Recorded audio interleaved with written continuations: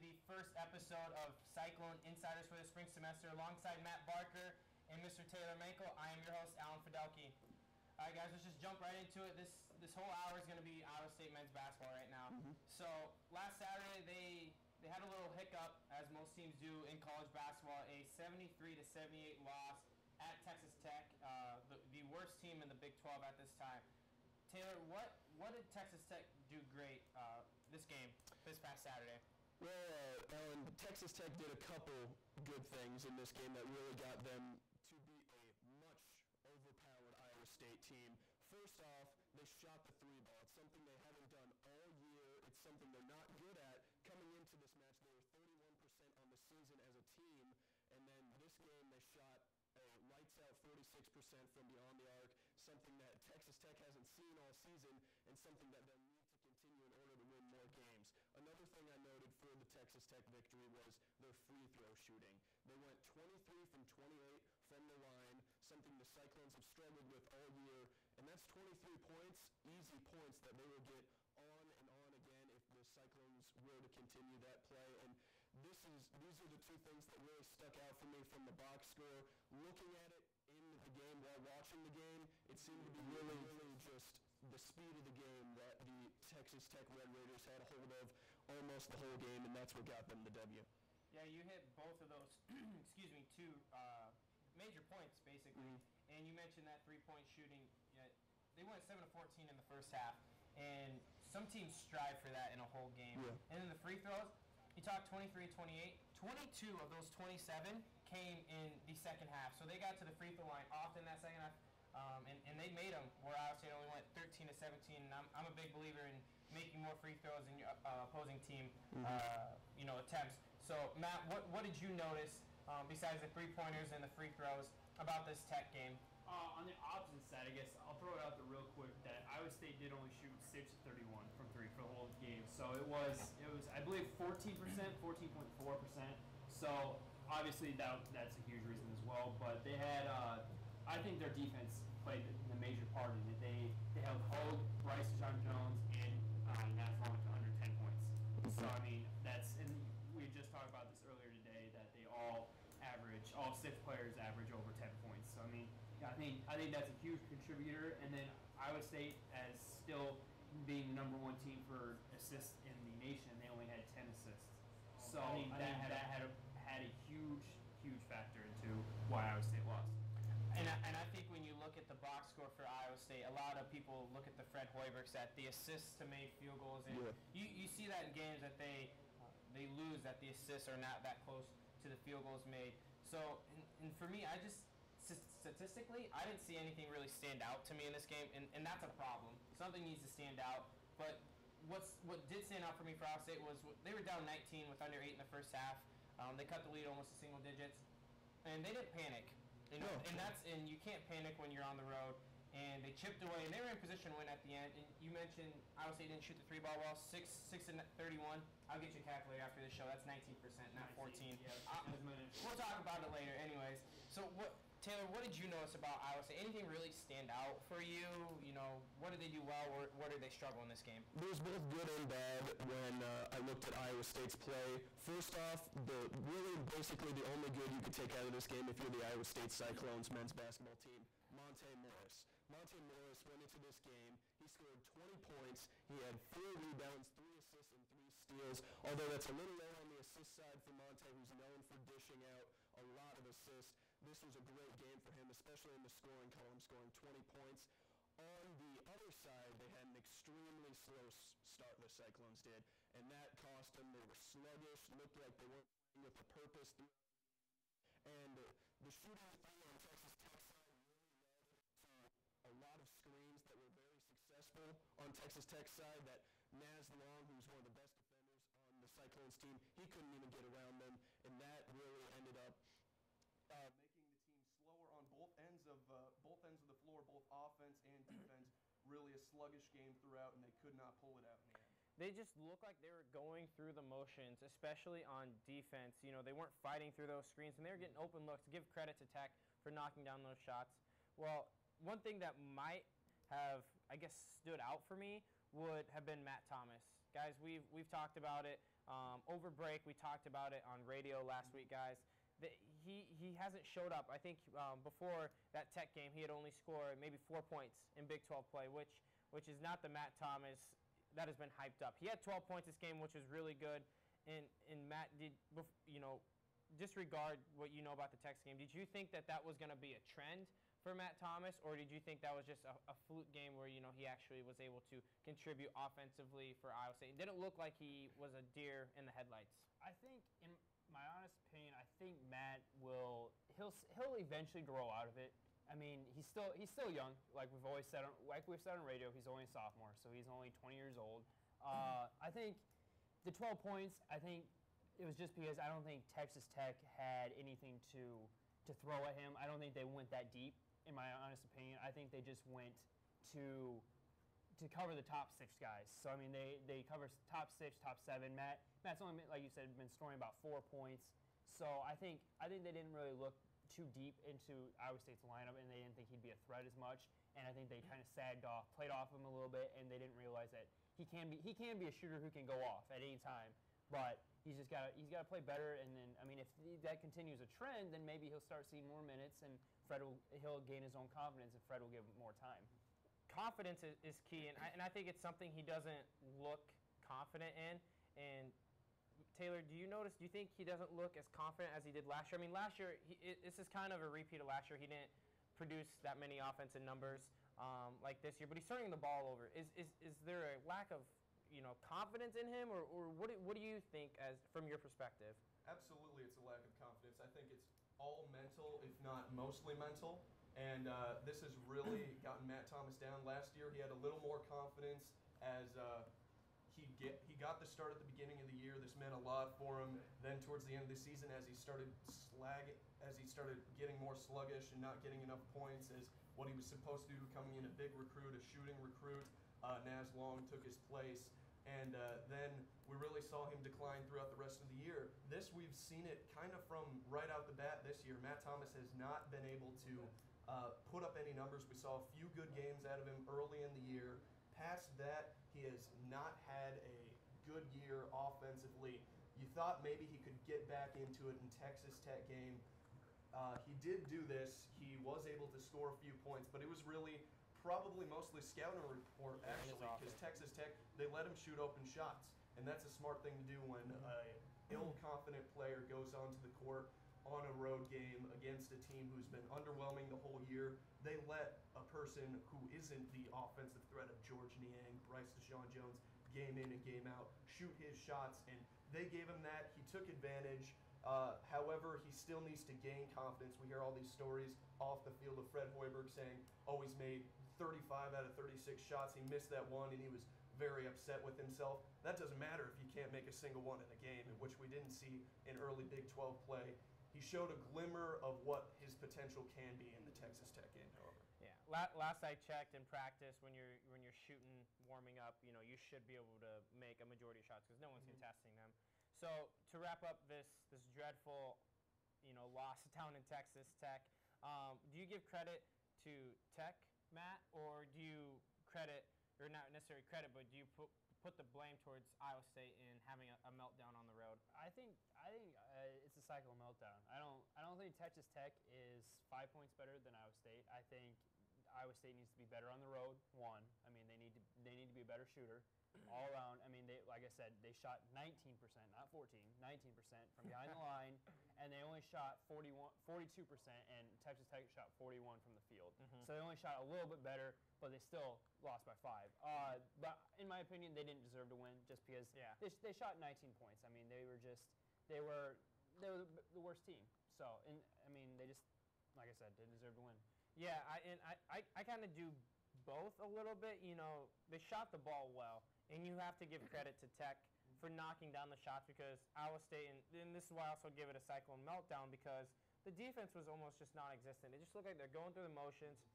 After that game, a lot of people were wondering, were they overlooking Tech with Texas coming to town on Monday? And, that could play a factor, but, you always have to tip your cap off to anyone who can shoot the ball well when they haven't been shooting it well all season. Taylor, Tech, credit to Tech or a cyclone meltdown? I'm going to do the cop-out like you just did. I'm going going to say both. The Cyclones cannot expect to win any Big 12 games if they come out that slow. That is as simple as it gets. They came out against Texas Tech, and that team did not deserve to win that game. Texas Tech deserved to win that game. I'll give them credit for they made almost as many threes as they've made the whole season, and they were shooting lights out. A couple of them had career highs in point totals. This is one of the best games Tech has played all year. However, the Cyclones did give this one away in one notion or another. For instance, I mean, it's hard to believe that the Cyclones had a chance to win this game. They went down the court, down 3. Monte Morris had a wide open three-point shot. Couldn't make it happen, couldn't send it to overtime. However, the Cyclones could have done a lot more to make that not even a game early in the first and early in the second half.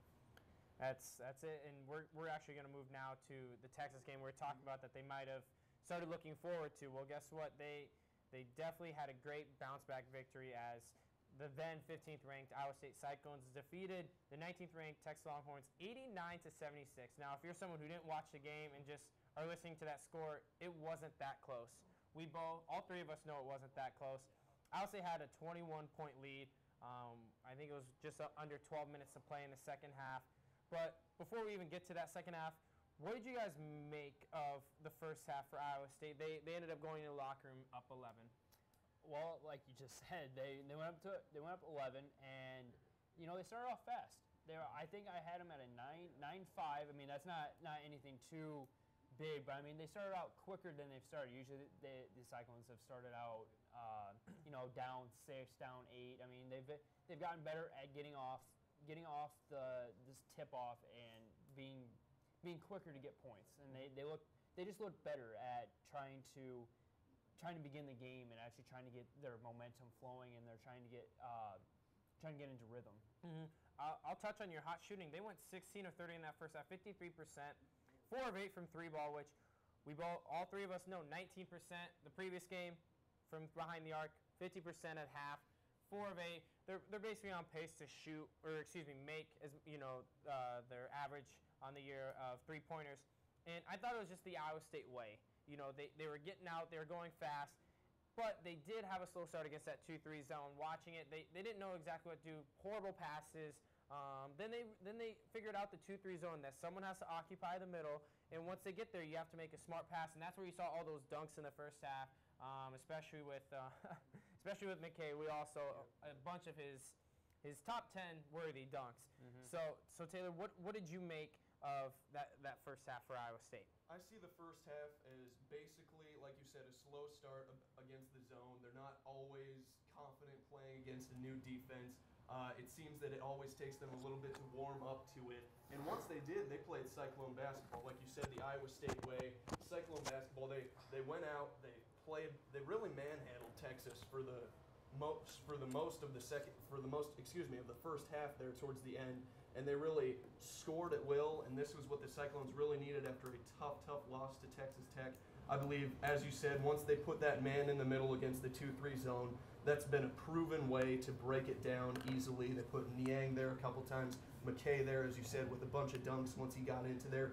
Easy passing lanes for Monte Morris and Niang to set up for a bunch of alley-oops and a bunch of dishes for down low, easy points. And let's not forget, a way to beat that 2-3 zone is shooting. And let's be honest, Naz Long was shooting from a different area code for some of his threes. He was shooting from the Pioneer logo.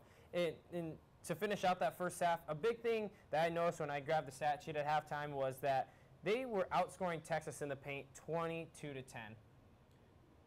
That front court, they are just massive. Massive. Huge. The biggest team in the Big 12. And they outscored them 22-10 in the first half. So, give Iowa State credit, heading in the locker room at up 11.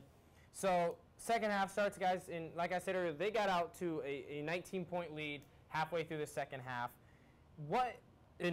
Taylor, what happened for Iowa State to be able to blow it open in that second half, to get that comfortable 19-point lead with just about 10 to 12 minutes left in the game?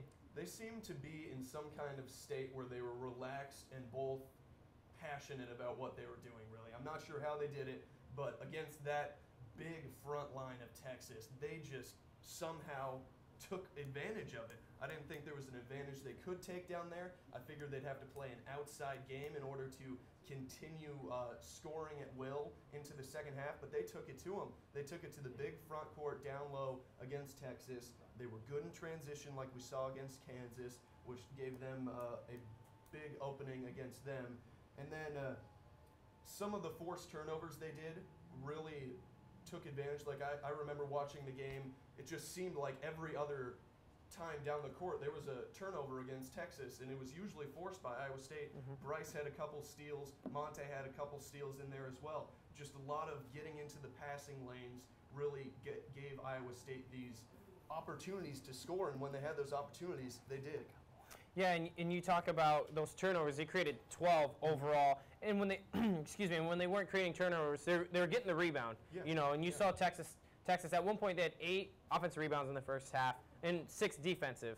You know, that's unheard of. Yeah. And so when they were rebounding, they were getting out and pushing the pace, and even on made baskets. You saw it against Kansas. You saw it a couple times against Texas. Made basket in 4 seconds. They're down the court making a layup. So Matt, what enabled Iowa State to blow it open in the second half for you? I think that they started off in a 13-8 run before the first TV timeout. So I mean, it flowed with them, and they turned to Naz to hit threes. George started off with a few big shots. He got to the line a couple times, and they just created good momentum, like you said. I mean, like Taylor had both said, they looked like they wanted to be passionate. They looked like they wanted to play, and they kept going, and it looked amazing. I mean, it looked fun to see Iowa State go that way, and like it looked really, really great. You touch on them, you know, feeling comfortable. You touch on them. They looked like themselves.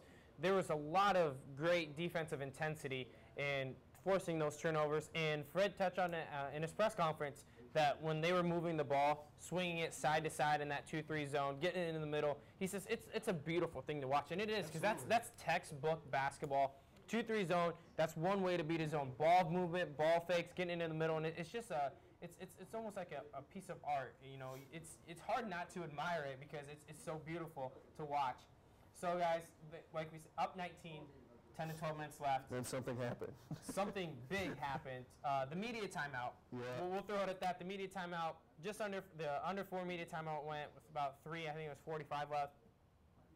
And all of a sudden, Texas is starting to come back, guys. And the game, as you guys know, the score ended up only up 3, or excuse me, winning by 3. What did you guys make of that final, essentially 4 minutes of that game? I've been an ISU fan. I'm not going to beat around the bush. I've been an ISU fan a long time, and it's really a typical Iowa State finish. It hurts me to say it, but they have zero, and I say this with the utmost respect for Fred Hoiberg and his team, but they have zero killer instinct, this team. I can't count how many times, even this season, they've been up double digits in the second half, and somehow they end up either losing the game or they end up with 3 points or a 2-point finish. It's they thought they had that mojo they had earlier in the game, and they kept going with it, but they didn't realize they didn't have any mojo left. It was all gone. The swagger was gone. The moving the ball around, they started turning it over. Even Monte Morris had a couple bad passes in the second half, which is very rare to see. And it just seemed kind of like a little bit more lazy play in the end of the game, and that's something that they cannot have if they want to win the Big 12. In my opinion, I agree with you. That was the worst 4 minutes that I've seen Iowa State play in. I don't remember, as long as I can remember. They had no field goals after that media timeout. All free throws. They went 25 of 35 from the charity stripe the second half. Yes, that's 71%, which is, I hate to say it, a little better than what they've been shooting in previous games, but they missed some key free throws, and that especially late, and that let Texas back in this game. And you touched on it, the killer instinct. You're up, 19. You see it starting to slip away. Why not? Where is that killer instinct just to bury them? Close the door, maybe even a 20-point victory. That's a statement win. Yes, a 3-point victory. It's a great win. But in my mind, it would be even a much greater victory if they blew them out like they were supposed to. Yeah. And you saw bad turnovers like you touched on. Bryce made a couple, I would say, selfish moves in my book. He was trying to break the press. There's Naz diagonal from him, which in a press, a pass is better than a dribble, especially diagonal. He's jumping up and down, waving his hands. He also has Monte Morris down the sideline, but he dribbles it, he loses it. Just selfish play sometimes, and it was just horrible. Great, probably one of the best 36 minutes I've seen Iowa State play, but the last 4 was just horrible. Matt? You hit it on mine that I had. The thing that started the whole entire slip was when Bryce went up to catch the ball, and he had one hand, and he didn't even look like he tried to handle it. He just let it go, and that in my opinion was what started it. Then there were a few turnovers, like Taylor had hit on, Monte. There you go, Monte had a few turnovers, and then I think there was a couple more. I can't remember who it was, and Jamil dribbled off his foot a couple times, and just the turnovers. It was a turnover-riddled ball game for that last 4 minutes. Yeah, so it's great victory, guys. You know they're going to take it, but they would have liked to have a little more style points than what they have. So we're going to go to break, and after break, we will discuss TCU coming to Hilton on Saturday, and then that following Monday, before our show, they travel to Lawrence. But before we do go to break, the Iowa State wrestling team, 9th ranked, had a match against the 8th ranked Okie State Cowboys this past Sunday. They were in position to win it heading into the last weight class in heavyweight. And they fell short, unfortunately, 20-15. And our Taylor Mankle has your wrap up. It was the number 7 Oklahoma State Cowboys against the number 8 Iowa State Cyclones here in this Big 12 marquee matchup. And what a match it turned out to be. It was a good turnout on Military Appreciation Day at Hilton Coliseum, as this one was quite a battle. Kyle Larson couldn't pull off the early upset at 125 against Eddie Kilmara after jumping out to a huge 6-1 lead. Earl Hall followed Larson with a near fall at 133 and received the decision. The Cyclones went back down one match at 141, then tied it back up as Gabe Moreno got his 20th win on the season. It was OSU at the intermission leading 10-6 after Anthony Kaleka beat Luke Getz in the 157-pound match. Michael Moreno was severely overmatched against the number 1 ranked Alex DeRinger, losing in a major decision, and OSU continued on to win their 3rd straight match at 174. Witherspoon kept the Clones in it with a win at 184, and Kyvan Gedson put the crowd on their feet in excitement in the air at 197 with a win by fall to give the Cyclones a chance for the W in the heavyweight match. Keon Smith did not quite have enough in this match, losing and giving the Cowboys a hard-fought match in Hilton Coliseum, with the final score 20-15. Although the Cyclones didn't pull out this upset, they will be back at home on February 13th against the Sun Devils of Arizona State. For ISU TV Sports, I'm Taylor Mankle. Too bad they couldn't pull it off. They were there. It would have been a nice victory for them. Like head coach Kevin Jackson said, he thought they should have won it. There's some matches they definitely should have either got extra points, bonus points as far as tech falls, major decisions, but they didn't get it done. But great package, man. But all right, let's get back to another Iowa State sport. Basketball again, guys. There is TCU coming to Hilton on Saturday. First time facing TCU this season. Guys, what will Iowa State have to do to not avoid a hiccup like Tech? Because TCU, arguably probably the 2nd worst team in the Big 12. Things they have to do is they have to play with a purpose. We saw at the end of the Tech game and at the end of the actually throughout all of the Tech game, I should say, and then the end of the Texas game, Iowa State started to lose their purpose of playing. Looked like they were just going throughout the motions. They weren't really playing with the will that they need to win in the Big 12. And that's something that they really need to work on here. They need to drive with the passion, and they need to play their ball with the passion throughout the entire game. Not just half of it, not just a quarter of it, the entire game. Other things I noted that Iowa State needs to do, Naz Long needs to have a good game here. Naz Long he's been a little quiet. I mean, we saw him have a few huge threes in the first half of the Texas game. After that, he only made a couple free throws for the rest of the game, ended with probably single digits in Texas just last night, and they really need a leader out there. That's one of the things that will drive that passion. I think George Niang is supposed to be that leader. I don't know if he's gonna be. He really has. He has those times where he yells at his teammates to get into position and stuff, but we didn't see it against Texas when they almost lost that game after leading by 19 to 20 points. Maybe Monte Morris can step into this position as the facilitator. However, they just need a leader in this game in order to not blow a much needed and much expected Big 12 win. Yeah, in my opinion, I think they need to get out to a quick start. If we look at all of Iowa State's 4 losses this season in Maryland, South Carolina, Baylor, and Tech, they've all got out to slow starts. One in particular, Baylor, down 1 to 11. 1 to 11, that's a horrible start in my mind. And every time they get out to a quick start, you see them have great success, you know, especially against ranked teams. You remember earlier in the season against Arkansas, they came out firing right away, got a big lead, and that's one of the only games I think this year that they had a big lead and they sustained it for a full 40 minutes. Absolutely. And I think that's the type of team that needs to show up against TCU. I have yet, since Arkansas, I've yet to see Iowa State play a full 40 minutes, and I think all of Cycle Nation is waiting for that. And also, I think they need to play defense, sloppy defense against Tech. We talked about it earlier. They just need to show some energy, and you saw it across the board against Texas, especially with Bryce. You know, to me, I think he's the guy who takes a lot of plays off, you know, in my opinion. And you saw him, he was getting tips, he was getting his hands in passing lanes, he was getting steals. That's good to see from Bryce, because if he does it, you know everyone else is gonna. Everyone else follows. You know, the guy who's got the most intensity on the court. So Matt, what do you think Iowa State has to do to avoid, you know, their 5th loss of the season and another loss to an unranked opponent in TCU? Just shoot the ball. I mean, simple. Yeah. It's very simple. Sounds simple. Very, very simple. But you know, we touched on it so much. They shot the ball so poorly at Texas Tech. Granted, it'll be another Hilton basketball. So I mean, or hit at Hilton. So I mean, it'll just be another home game to them. Show up, just have fun with it. I mean, just shoot the ball.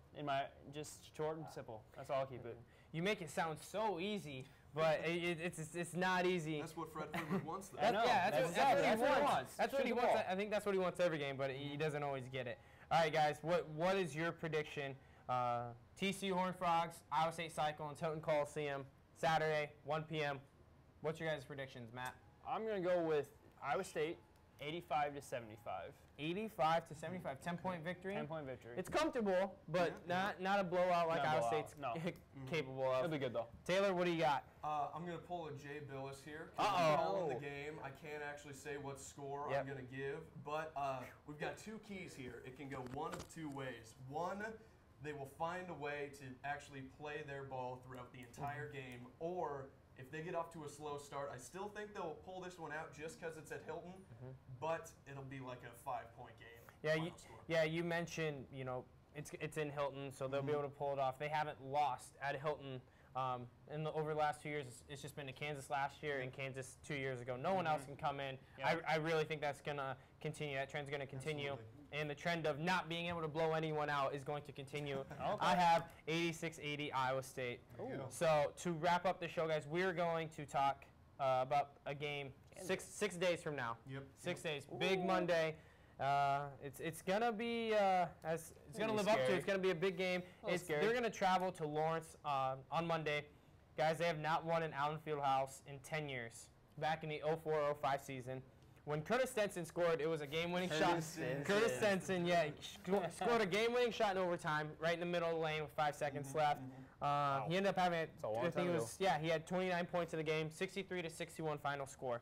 All right, and also Iowa State hasn't swept Kansas since 2000-2001 season, which, just in case you guys aren't familiar with that roster, Jamal Tinsley, and they also had a little Jake Sullivan when he was a freshman. I remember Jake. So, guys, what will Iowa State have to do to steal a win in Lawrence next Monday? Well, I'll hit it again. Shoot well. Shoot well and rebound. Maybe play better D than they usually do. I mean, they played great D against Kansas. They really did. I was very impressed with their defense. And keep running in transition. I actually was filming Bill Self's press conference, and I don't know if both of you guys saw it, but he hit on that they brought 3 people back and only 1 person was usually back. So if they continue to keep, I'm sure he'll probably send even more back this game, but if they keep running in transition and beating all those players back, they'll get some easy points and maybe they'll squeak by. Yeah, I did listen to that press conference later that night. He was talking that sending 3 guys back, he says, one guy maybe wasn't communicating, and he's like, oh, I don't know what the other guy was doing, which is kind of funny. But in my mind, they need to create turnovers. Anytime you're going to face a team for the second time in a row, you look at what you did well that first time out, especially with a victory. They created 15 turnovers that last time. So I feel if they continue to create those turnovers, they get those fast break opportunities like you talked about. And that's my other thing is fast break. They outscored Kansas on the fast break 21-10 overall. So I think those are 2 keys. And shoot the ball, like you said, Matt. It's so simple, but it's not. I think they need to shoot the ball like Iowa State is capable of. 51% and overall 45% from 3 is what they shot last time against Kansas. That's a respectable number. Also, in my opinion, they need to make free throws. Absolutely. They've been struggling. They've had one, maybe 2 quality free throw shooting percentage games in the Big 12 so far. They need to be able to shoot free throws, especially on the road. And being on the road, I think they need to be up maybe 8 to 9.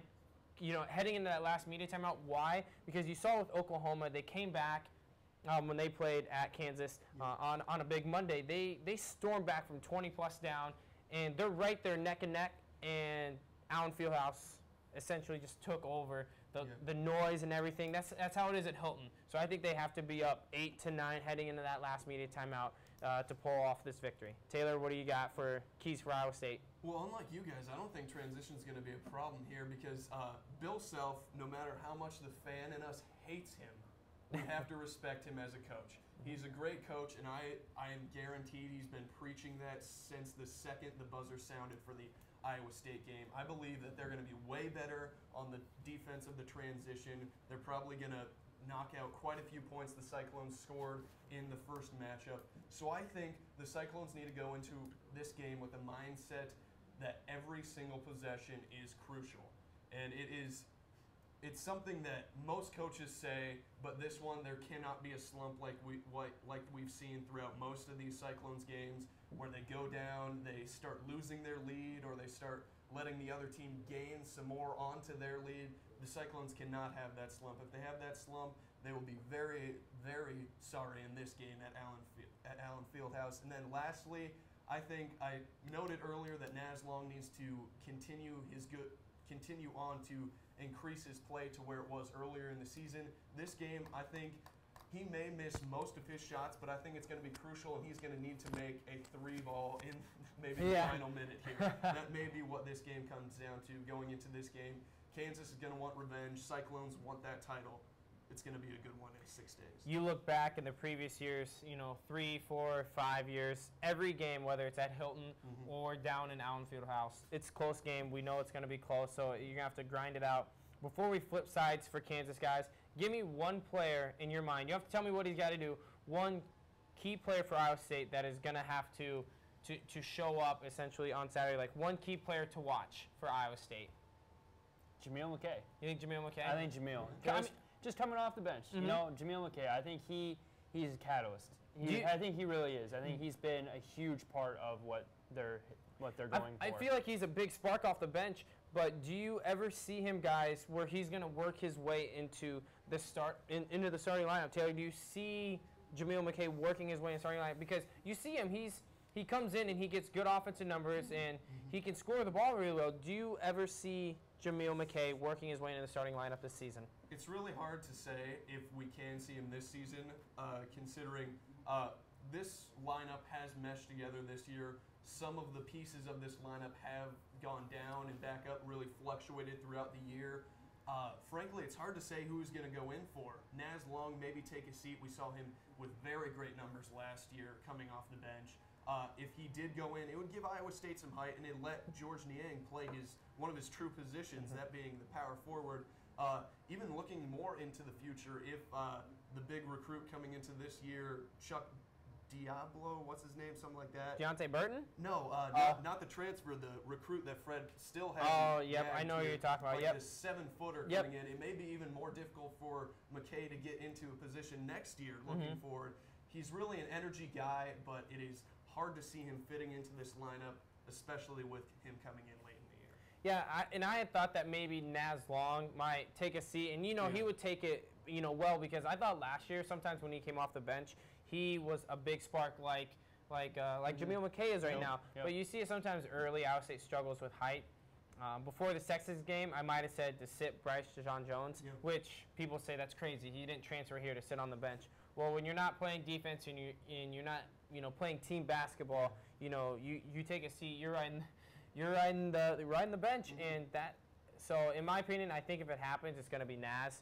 Which is great because that would move Dustin to 3, and that gives Dustin height on probably that 3 guard, and that gives George, like you said, playing his natural position at the 4, and it just gives Iowa State more height all around. So Matt, would you sit Naz or would you sit Bryce if you wanted to get McKay into this lineup? I'd probably have to sit Naz. I would sit Naz. I think, like you touched on just briefly, Naz is a good player.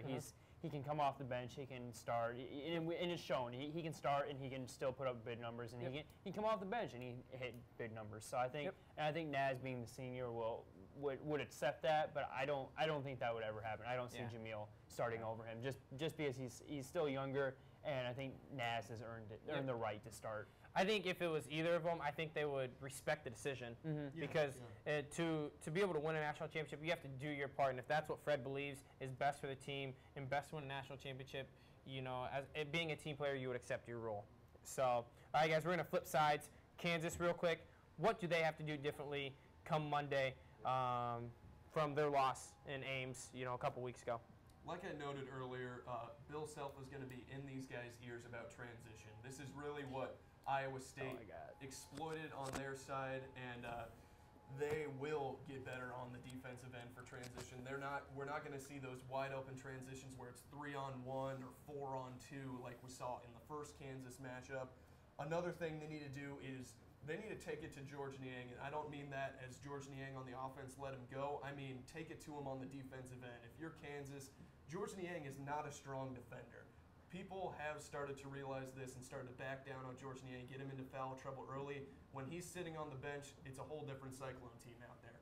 And lastly, Frank Mason, we saw him end up with quite a few points against Iowa State the first match. I think Bill Self needs to let him take those crazy wild shots that he's become accustomed to because he can knock them down. He's a talented player. No matter what side on the floor you're on, you have to respect he can make those wild shots, and Bill Self and crew need to allow him to take some of those.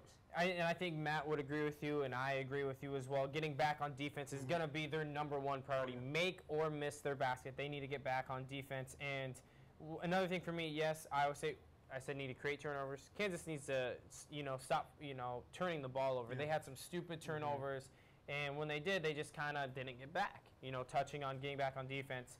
So, real quick, we're going to do what we did for Iowa State. What is one key player? Are you sticking with, Mason being the key guy to watch for Kansas? I think it's got to be actually the big guy, Alexander. He didn't have a good game, and I think if he can come out this game against Iowa State, he will be the key to the game. That's my key player as well because at Iowa State, yes, he went 3 for 3 from the field for 6 points, but he only played 14 minutes. Bill Self said in his press conference, you were there as well, that they didn't play him much because Iowa State was getting up and down the court. That's not who Cliff Alexander is. And if you look at the next 2 games Kansas played, he had 13 points, 13 boards against Oklahoma, 15 points and 19 rebounds against Texas.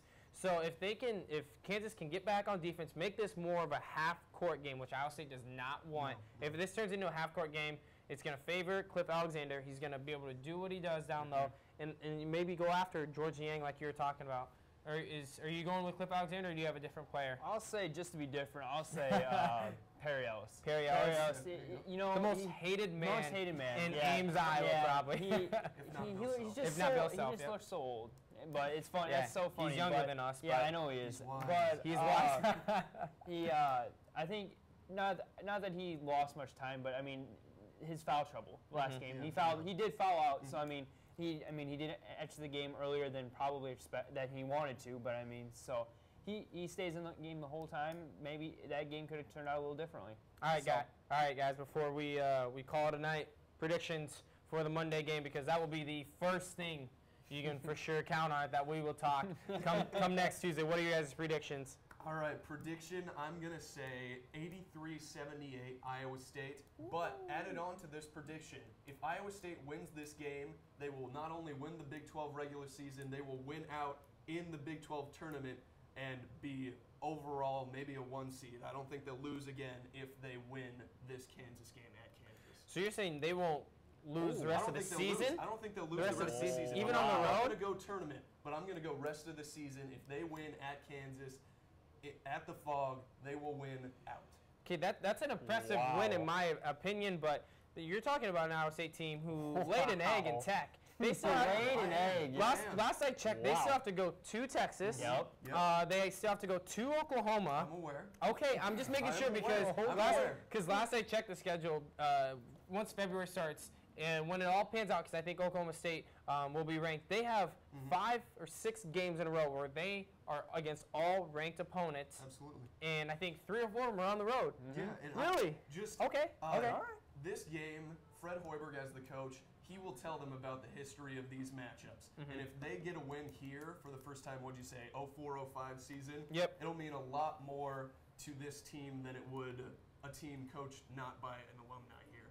Fred Hoiberg will not let them ignore this win. It'll be a huge win if they can get it done, and I think it will push them onto the real team, the whole potential team they can be throughout the rest of the year. Yeah, okay, so you touch on if they win, Monday, they will win the regular season Big 12. I agree with you. There was ESPN analysts who said that the Texas-Iowa State game, the loser that is out, of contention for the regular season. I agree. Goodbye, Texas. I think it's a two-headed race right now between Kansas and Iowa State. Maybe Oklahoma. We'll see because Iowa State still has to go to Oklahoma. Kansas still has to go to Oklahoma. But getting back to predictions, I'm riding the Cyclone Nation. I think they will get it done. I mean, it's been 10 years since they've won there. I think it's time. About time. Fred would love to get his first victory in Fieldhouse as a coach, and maybe there'll be a dance. Maybe he'll do a little dance in the Kansas locker room for his first victory in Allen Fieldhouse. That will propel them onto an undefeated rest of the season. We'll see about that. Don't worry. I'll make sure to remind you if they lose. You'll keep me on that. I'm I'm going to go 84-82 ISU because, let's be honest, there are always close games when these two hook up. So, all right, Matt, what do you got? I'm going to go a little different. I don't think Fred's going to be dancing. I think Kansas will win. But 80-78. I think it'll be it's gonna be a close game, obviously. Yeah. So, but I think they hit 2 free throws to win it all. All right. Oh, so you're saying it's down to the free throw line. Not many seconds left. Nope.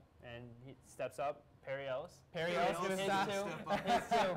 All right, guys. Well, that's gonna do it for this week's edition of Cyclone Insiders. Join us next week as we will recap the results of the TCU game this Saturday and that big game down in Kansas. Have a good night, Ames.